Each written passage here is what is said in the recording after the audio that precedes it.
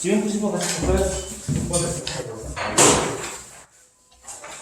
앞에 지문에 비해서 그렇게 좋은 지문은 사실은 아닙니다. 하지만 역시 글의 내용을 이해하는 데는 큰 지장이 없었을 거예요. 아유, 정말 나도 뭐 이렇게 신났어. 신났어. 21쪽 풀고 계셨었죠? 예. 안 풀고 주무신 분이 계신 것 같은데. 자, 야, 다 주웠네, 진짜. 야, 얼굴로 역설 써놨잖아. 입장을 확인하면 돼요. 몇 가지 입장이 있었어요? 3가지. 묶이고 있네. 5. 5개 맞지 않을까요? 좀 더 세부적으로 보면 6개까지 보이지 않을까? 6개가 정답이에요. 입장 많다.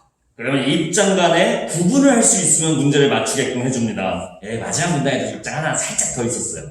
약간 이렇게 아직 사실이 밝혀지지 않은 과학 사실이 지문에 실리게 되면 이런 식으로 각자의 입장을 소개하는 걸로 바뀝니다. 앞에 거에 비해 더 쉽게 느껴져요? 어렵게 느껴져요? 쉽게. 네, 맞습니다. 압도적으로 이게 쉬워요. 왜냐하면 입장을 확인한다는 거는 생각보다 그렇게 많은 피로감을 유발하지는 않고요. 앞에 있었던 글의 흐름이나 현상에 대한 원리, 어떻게 일어나는지에 대한 이해를 하는 게 조금 더 까다롭기 때문에 이런 지문들은 나와주면 땡큐하고 맞춰주시면 돼요. 자, 일단 답부터 불러드려볼까? 지문 설명 좀 이따 드리더라도.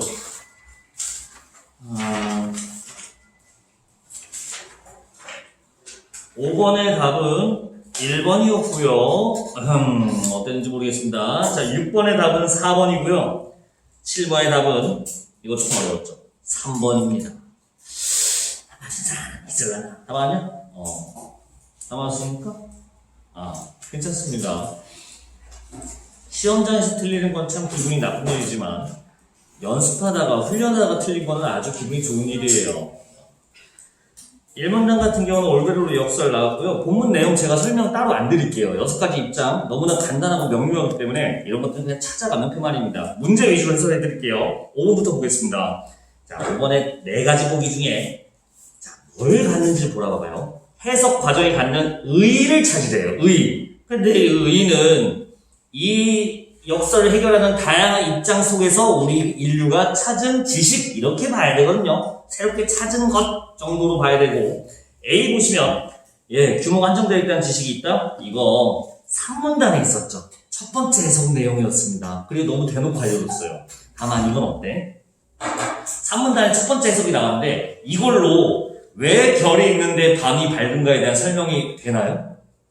조금 아쉽지 않나요? 그래서 이렇게 나오는 거예요. 저기 3번째 줄, 3문단 3번째 줄에 그러나라고 시작되네요. 초반 부분. 그러나 이것만으로 올베르 역설이 완전하게 해명되지는 않는다. 그러니까 이것만으로는 왜 그런지에 대한 설명이 충분하지 못하다 이런 뜻이에요. 하지만 그래도 의의는 있다. 뭐라고? 우주가 많이 넓지는 않는 거구나, 그런 거구나 라고 알게는 됐대요. 자, 이런 식으로 그냥 처리해 주시면 되겠습니다. A 맞고요. 그 다음 B, 유한한 시간 동안 존재한다도 역시 나와 있습니다. 이거는 이제 어디 갔지? 마지막에 있었던가요? 네, 후반 부분에 있습니다. 그래서 시간이 그렇게 오래되지 유한한 시간 동안, 정해진 시간 동안, 무한한 시간 동안 있었던 게 아니다. 정해진 시간 동안, 얼마 안 된 시간 동안 있었다는 얘기가 있었기 때문에 충분히 해석할 수 있었습니다. 자, 나머지가 왜 아닌지 보자. C, 빛의 속도가 너무 느리다는 사실을 깨닫게 되었다. 이 빛의 속도가 느리다라고 한 거 자체는 이 증명 과정에 전제로 깔려있기는 해요. 다만 이게 올베르 역설을 해설하기 위해, 해결하기 위해 이 역설을 통해서 밝힌 의의라고 보기에는 이 지문방이 힘듭니다. 그 역설을 풀기 위한 과정에 들어있다고 보는 거지 올베르 역설을 통해서 저거를 뽑아냈다는 아니죠. 잘 보세요. 역설을 통해 알아낸 거, 저 역설을 해결하는 노력 속에서 뽑아낸 거와 역설을 해결하기 위해 사용한 지식, 이거는 엄연히 달라요. 빛이 느리다는 거는, 빛이 생각보다 느리다는 거는 우리가 역설을 풀기 위해 사용한 지식이지 이 역설을 해결하고자 하는 노력에서 나온 결과 의의가 아닙니다. 그 부분이 틀렸던 거예요. 까다롭죠, 이런 것들은. 길은 정확히 셀 수 없다. 이것도 없어요. 별의 수를 셀 수 없다는 점은 안 나오고요. 역시 영원히 존재해온 것이 아님을 증명했다고 했기 때문에 오히려 증명 내용이랑 반대기가 깔려버립니다. 그래서 D도 X예요. 자, 이래서 답이 1번이었고요. 나머지는 좀 편하게 볼까요? 6번. 이거 뭐니까? 가로막혔다는 증거를 찾지 못해. 아이, 그럼 뭐야. 별빛이 흡수해서 가로막는다. 그 얘기 찾으면 되는데, 리을에 너무 뻔하게 보였었죠? 요건 너무 쉬웠던 것 같아요. 이것도 설명 안 드릴게요. 자, 7번 좀 까다로웠습니다. 7번은 보기의 생각과 관련이 깊은 걸 하라고 했는데, 어디 보시냐면, 보기의 밑에서 두 번째 줄 볼게요. 눈에 보이지 않는 하늘의 배경이 까마득히 멀리 펼쳐져 있어서, 여기요. 그곳의 빛은 아직 우리에게 도착하지 않았다. 이런 식으로 나와요. 자, 답 3번 볼까요? 네. 너무 멀어서, 너무 우주가 멀리 펼쳐져 있어서, 빛의 속도로는 오기에는, 빛이 좀 느리다. 이런 식으로 전제, 확인했었으니까 그 내용이랑 겹칩니다. 자, 그래서 3번이긴 했는데, 이 말씀 좀 드릴게요. 이 문제들은 틀렸다고 기분 안 나빠도 됩니다. 왜냐면, 이 지문은 EBS에 실려있는 지문은 맞아요. EBS 교재에서 나왔던 지문이긴 한데, 다만, 그렇게 좋은 지문은 아니에요. 왜냐면 조금 옛날 지문이라서 요즘 스타일의 지문은 아니고, 요즘 스타일은 앞에서 봤었던, 처음에 문단에서 미션을 제시하고, 그거를 확인하는 과정. 대부분 이런 식으로 나옵니다. 그래서 이거 틀렸다고 너무 기분 나빠할 필요는 없어요. 그냥 이런 문제도 있었구나 하고 넘어가시면 되겠습니다. 다음 시간에 이어서 토요일날 과학 마무리 할 거니까 피드백하고 여기 요약 내용 잘 해오시고요. 우리 뒤로 넘어가서 시조도 조금만 더 이어서 보도록 하겠습니다. 아시네요? 시조 파트는요. 시조 페이지에 어디로 오시냐면 15쪽 들어가도록 할게요. 15쪽 할 차례 맞죠? 인간의 부정적 천사 조금만 더 설명드리겠습니다. 이어서. 아유, 짧네. 안철님. 나와있구나.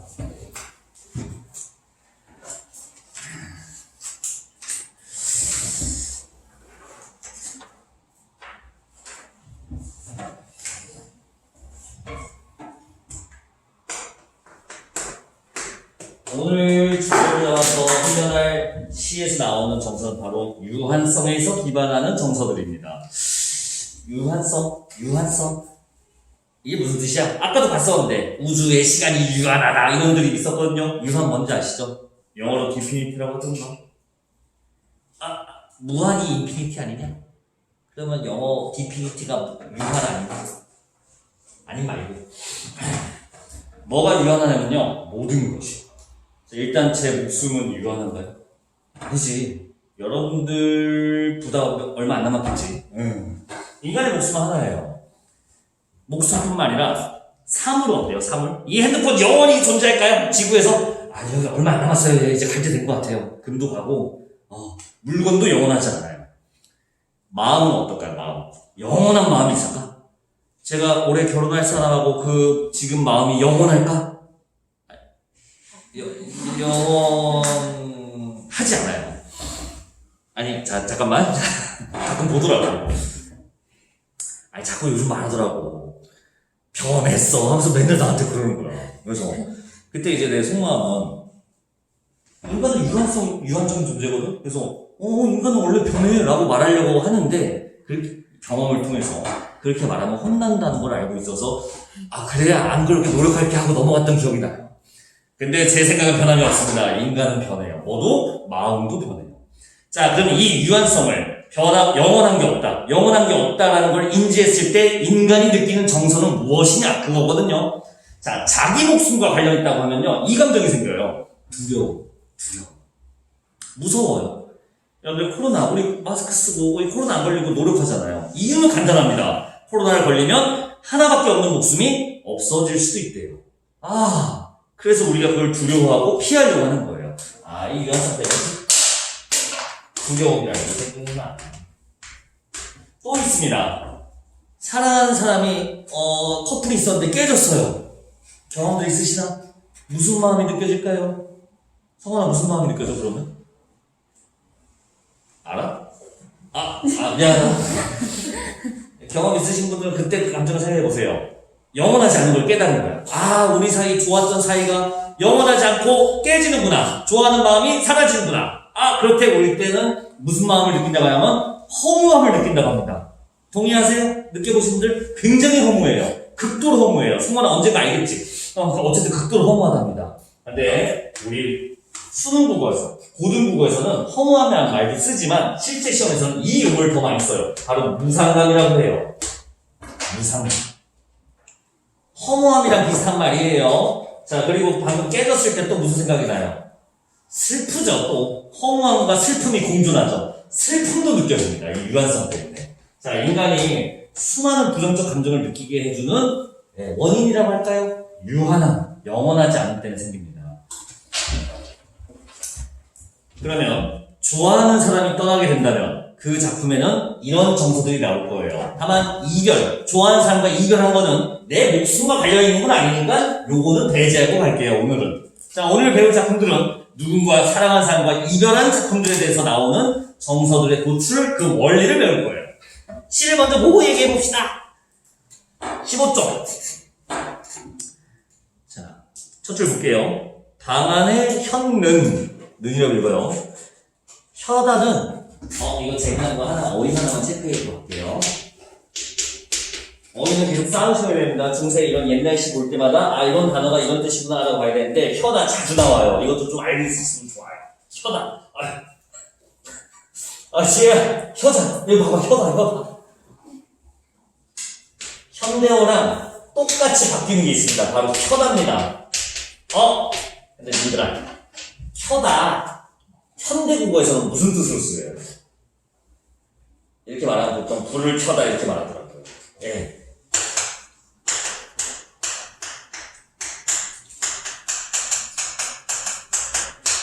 약간 불이 들어오다라는 뜻이죠. 괜찮을까요? 스위치를 켜다 할 때 쓰는 거. 하나 더 있죠. 여러분들 켜다라는 뜻 여기서도 쓰던데 완전 다른 뜻이긴 하지만 악기를 연주할 때, 어떤 악기 연주할 때 리코더를 켜다. 오, 정확한. 뭐예요? 파열이? 누구? 활 쓰는 거. 활이라는 용어가 있군요. 네, 저는 현악기라고 하겠습니다. 줄 쓰는 거라고 할게요. 네, 활을 잘 몰라갖고. 네, 줄을 비벼서 내는 소리들을 우리가 켜다라고 합니다. 네, 연주하다는 뜻도 갖고 있어요. 그러면 옛말에 쓰인 조선시대 때 쓰였던 혀다라는 말은 어떤 걸로 갈까요? 완벽하게 호환된다고 했죠. 놀랍게도 둘 다 뜻이 똑같습니다. 옛날 말에도 악기를 켜다라고도 하고요. 촛불을 켜다라고도 해요. 현대국어 켜다랑 똑같이 쓰는 거였어. 그런 거구나. 그럼 여기서는 뭘로 쓰였는지 한번 찾아볼까요? 방 안에 현는 촛불이 옛말이에요. 눈치챘죠? 켜다. 예, 불을 밝히다. 밝게 만들다라는 뜻으로 쓰였는데요. 됐죠? 자, 그러니까 번역을 이렇게 하면 되네요. 방 안에 켜있는 촛불. 그 다음, 눌과 누구와 이별하였관대라고 읽으시면 되겠습니다. 아래 하자 못 읽으신 분, 까먹으신 분들 위해서 한 번 더 설명드릴게요. 아래 아는 으라고 발음하거나 혹은 아라고 발음하면 되는데 아가 비중이 좀 더 높습니다. 첫 글자에 있으면 아라고 보통 번역하시면 돼요. 글자 아래에 붙이는 아. 그럼 이런 것들은 어떻게 읽는다고 했었죠? 아로 그대로 가시면 돼요. 여기다 붙이시면 됩니다. 그러면 뭐가 나오죠? 대가 나오죠. 그래서 제가 대라고 읽었어요.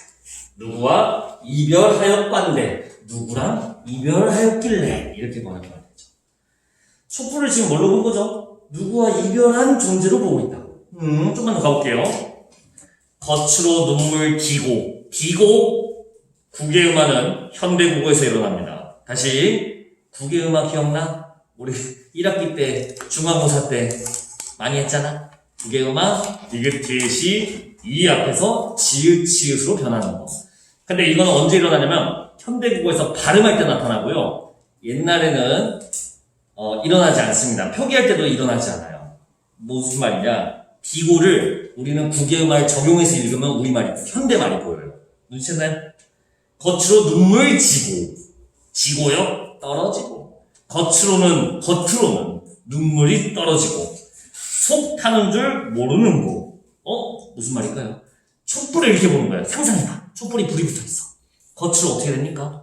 촛농이 떨어지고 있죠. 속으로는 그 촛불의 심지가 타고 있죠. 잠깐 속이 타고 겉으로 눈물 흘리는 거라고 본 거예요. 촛불을. 그래서 이렇게 말한 거예요. 야, 너 누구랑 이별했길래 울면서 속이 타들어가니? 라고 물어봅니다. 무슨 얘기 하고 싶은 걸까? 아직 안 잡히죠? 좀만 더 가보자. 마지막. 기어 두 개만 할게요. 저 촛불 날과 같으요. 나와 같아서 속 타는 줄 모르도다. 속 타는 줄 모르는구나. 무슨 얘기일까? 여러분들 정말로 촛불이 슬퍼하고 계실까요? 그럴 일은 없습니다. 자, 이거 알아두세요. 대상부호법 하나만 하고 갈게. 오늘 표현법 유한성과 저거는 이제 정서 노출이고 표현법 두 개만 더 할 건데 대상. 문학작품에서 다루는 것들 대상이라고 합니다. 자, 기억나시는 분은 한번 떠올려 보세요. 추상, 감각되지 않는 거. 부채, 감각되는 거. 핸드폰 부채야, 추상이야. 솔직히 애들은 2000번에서 알아. 잘했습니다. 감각한 거지. 눈으로. 러브, 사랑, 감각돼야 돼. 안 되지, 뭐가 안 되지. 그럼 이건 추상이지. 이렇게 하면 돼. 잘했어. 부채에는 뭐가 있었냐면, 인물과 사물이 있습니다. 사물에는 사람이 힘을 들여서 만든 사물인 인공물과 사람이 힘을 들이지 않고 스스로 그렇게 된, 그냥 저절로 그렇게 된 자연물이라는 게 있대요. 자, 이 두 개 구분은 간단합니다. 인간이 힘을 써서 만들었는지 아닌지 구분하면 돼. 그리고 오늘 말하고 싶은 건 여기에요. 이 두 개는 어떻게 구분할까요? 이건 인물이고 이건 사물이다. 어떻게 판정하실래요? 라고 말하면 보통 여러분들이 딱 보면 사람인지 아닌지 알죠? 맞습니다. 딱 보면 아실 거예요. 그래도 우리는 문제를 풀기 위해서는 논리가 필요해요. 어떻게 구분할까? 이게 있으면 사람, 이게 없으면 사람이 아니라고 할 거거든. 뭐게?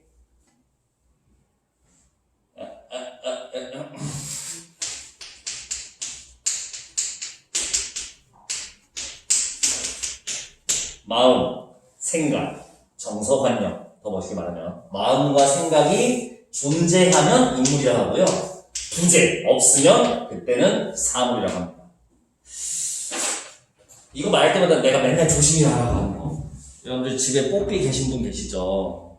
반려동물 있으신 분 계시죠? 반려동물 물론 마음이 있는 거 알아. 근데 문학에서만큼은 정서가 마음이 있는 걸까 없는 걸까? 없는 걸로 처리하셔야 돼요. 뽀삐한테 미안하다고 전해줘. 근데 문학에서는 오직 사람만 인식, 관념, 정서를 가지고 있을 수 있다고 판단합니다. 잠깐만. 촛불을 지금 뭘로 취급했죠? 속 타는 걸로 했죠? 겉으로 눈물 흘린다고 봤었죠? 지금 슬프게 눈물 흘리고 속이 탄다고 판단한 거죠? 촛불은 근데 원래 뭡니까? 여기에 들어가지. 원래 인물이지. 근데 마치 마음이 있는 것처럼 표현해줬네. 자, 아시죠? 이제 뭡니까 이게? 의인화의 판정 기준이 바로 이렇게 되는 거예요. 왜 사람처럼 표현한 거예요, 이게? 이게 왜 의인법이에요? 사람만 정서를 가질 수 있는데 인공물인 촛불을 마치 정서가 있는 것처럼 표현해줬으니까 사람 취급해준 겁니다. 그래서 의인법이라고 하는 거예요. 의인화의 메커니즘 이해하셨나요? 마음이 없는 사물인데 마음이 있다고 판정해줘서 사람처럼 표현한 의인법인 겁니다. 자, 그리고 여기서 문학기법 하나만 더 할게. 이건 이따 다시 볼 때까지 지우고. 촛불에 마음을 넣었어요. 촛불이 마음이 생겼어요. 근데 이 마음이 화자, 이 시에서 말하는 사람이죠. 이 시에서 말하는 사람의 마음과 같아 달라? 같죠. 일치하죠. 내 마음이랑 똑같네. 정서가 없는데 화자의 마음이랑 똑같은 정서가 얘한테 생겼네. 그러면 사실상 이렇게 봐도 되지 않을까? 화자가 가지고 있는 마음을 이 사물에 집어넣었다라고 해야 되지 않을까? 집어넣었다. 이입이라고 한다. 뭐를? 내 마음을, 감정을. 들어보셨죠, 이거? 감정이입이죠. 그러면 이 감정이입에는 꽤 재미난 메커니즘이 있습니다.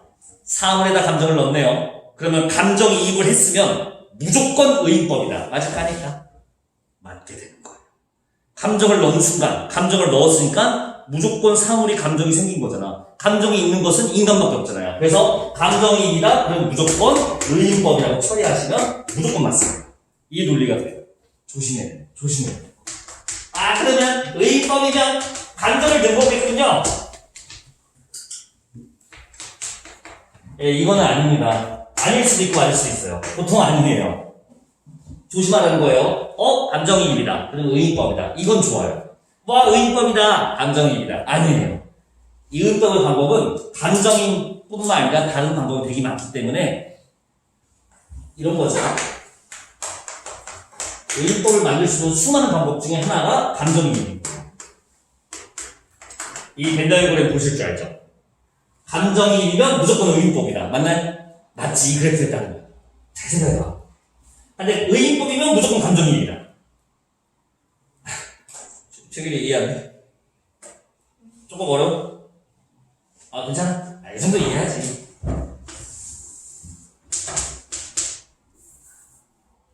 야, 요즘 걸그룹 누가 사냐? 성원아. 얼마 전에 아이브 왔다며? 공부공원에. 거기 제일 유명하신 분이 누구냐? 원영. 장원영, 맞아. 장원영은 아이브다, 맞아? 맞아요. 아이브는 장원영이다. 그러면 다른 멤버들이 삐지겠지. 그럴 순 없죠. 이런 개념이에요. 오케이? 감정이입 요거 확인해 주시면 되겠습니다. 자, 그러면 이 촛불에 감정을 이입했다. 이렇게 판정하면 끝나게 되는 거죠. 됐을까요? 이 감정이입법은 너무나 많이 나옵니다. 특히 고전 작품에서 많이 나오는데 오른쪽 16쪽 한번 와보시겠어요? 엿보일기에 두 작품 있는데 두 작품도 같이 보고 가겠습니다. 해볼게. 봐봐. 오른쪽 페이지 16쪽. 오늘 유달리 힘들어하시네요. 이게 앞으로 미리 말하면 다음 주부터는 피드백층 과제 조금 좀 널널하지 않나요? 2개씩 3개씩만 하면 되니까. 이것도 안 널널해? 어떻게 하지? 다음 주에는 이제 주간 과제 집이 따로 별도로 책이 나가요. 여기 양이 2배 정도 되거든? 여러분들이 하루에 하실 게. 아니, 2배 넘어. 솔직히 말하면. 이분들이 너무 안 좋아하시네. 그 과제는 검사할 거예요. 제출하셔야 돼요. 그래서 매주 하셔서. 참고 한 달만 해라. 헐 하신다니까. 어차피 오늘 여기 와서 개고생한 이유가 뭡니까?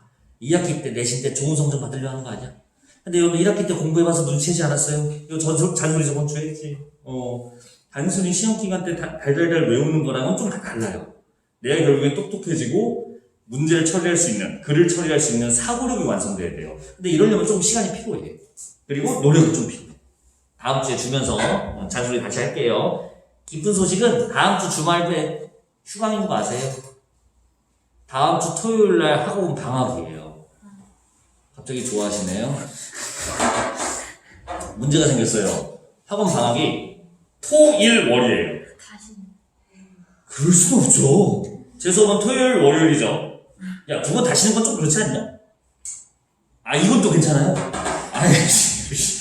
아니요. 보강을 하든가 제가 좀 고민을 해보겠습니다. 어떻게 하지? 어쨌든 다음 주 토요일, 월요일은 수업이 없어요. 다음 주 월요일 말고 다음 주 토요일, 다다음 주 월요일. 이게 안내 나갔어 문자. 7월 30일, 7월 31일, 8월 1일 이렇게 3일이 방학이래요. 학원. 세상에 학원도 방학을 하네. 어쨌든 네, 그때 보강 계획이나 이런 것들은 다시 알려드릴 텐데, 그래서 제가 다음 주 월요일 25일 날 과제를 드리려고 하는 거예요. 방학 때 놀 건 노시고 요것도 좀 해보시라. 작품 계속 읽어볼게요. 와, 재밌겠다. 봐봐. 재미하나도 없어. 간밤에 찾으셨나요? 간밤엔 우던 여흘. 아이고, 모르는 말이 너무 많다. 자, 간밤은 알겠어요. 간밤에 뭐 했어 할 때 그 간밤이에요. 우던, 울던입니다. 울던. 여흘. 아이고, 여흘. 여흘은 여울의 옛말이에요. 근데 문제가 있어요. 여울을 모르시는 분도 계시더라고. 수민아, 혹시 여울 뭔지 알아? 진짜? 우리 기말고사, 중간고사 시험법이 시의 기말이었나? 향수 기말이었지. 기말고사 향수에서 1년에 나왔던 거랑 똑같은 말인데요. 글씨는 이미 잊었어요? 뭘 회돌아나가? 여울, 개천이에요, 개천. 감이라는 뜻입니다, 작은 감. 물살이 있는 작은 감을 여울이라고 해요. 그럼 계속 가볼까요? 간밤에 울던 여울. 실개천이라고 하세요. 간밤에 울던 여울. 슬피 울어 지내어다. 슬피 울면서 지내고 있대요. 자, 뭐 한 거야 지금? 여울. 여울은 일단 인물이야 사물이야? 사물이지. 자연물이죠. 강이니까 마음이 있어 없어? 없지. 근데 지금 뭐라고 했어요? 울면서 지내고 있대요. 마치 사람처럼 마음이 있는 것처럼 표현했죠. 의인법 적용했죠. 그러면 뭘 생각해야 돼요? 감정이입인가? 감정이입인가?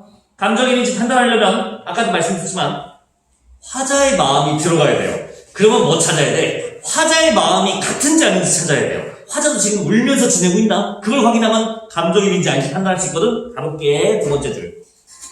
이제야 생각하니 님이 울어 보내도다. 응?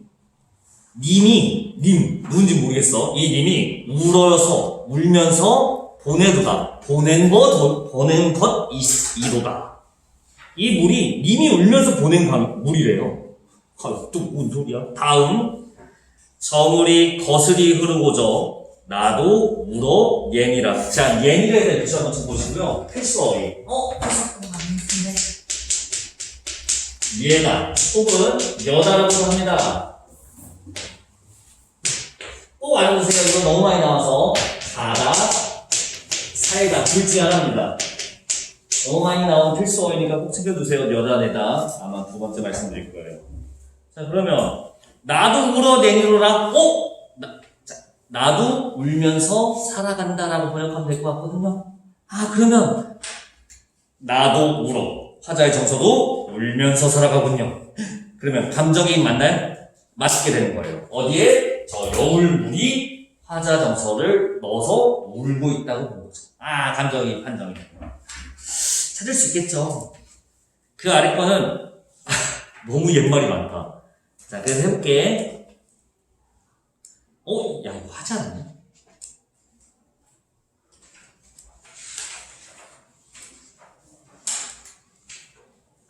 하지 않았나요? 안 했어요? 웃기고 있네. 시조편 4쪽 보세요.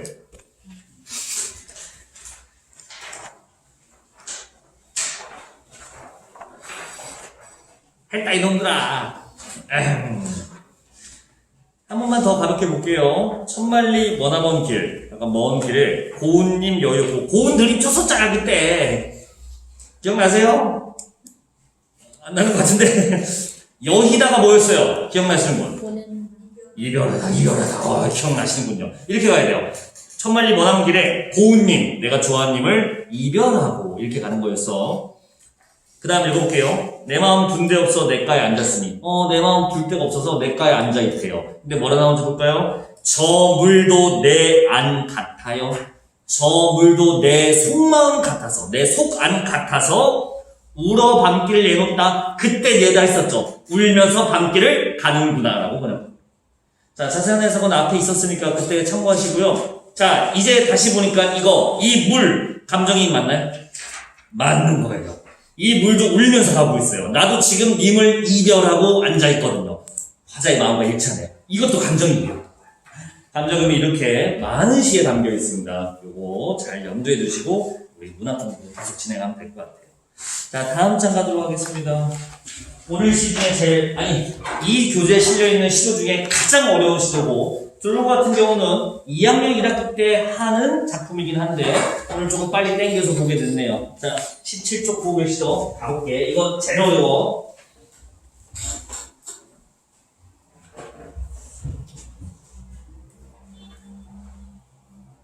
제가 그냥 아무거나 해볼 테니까 내가 인물 퀴즈 한번 내볼게. 한번 맞춰봐. 여러분들이 아시는 분이라서. 잘 아실지는 모르겠지만.